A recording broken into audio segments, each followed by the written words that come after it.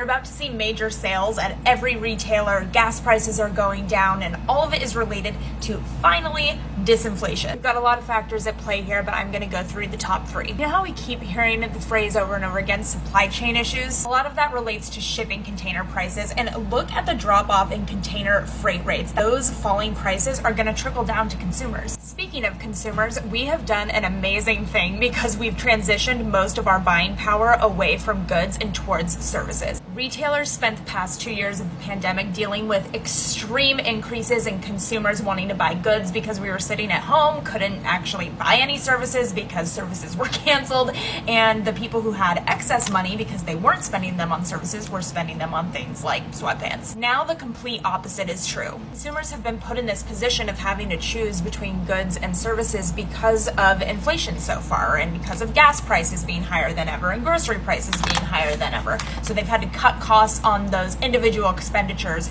in order to be able to afford the experiences that are opening up in the world again. Which brings me to my last piece of amazing news, finally some falling gas prices. So brief recap, there is a fall in shipping container prices, which is going to trickle down to consumers. Because consumers are spending money on services and not goods, stores are having to have these huge sales to get rid of excess inventory, and we've got gas prices finally falling a little bit. All of this continues, that means the cost of consumer goods are going to continue to go down, which means the Fed might be less concerned about a potential recession and the need to control inflation, which means they're not going to increase interest rates as much, which means you might be able to afford that home that you've been planning on buying, which means maybe we can avoid a recession.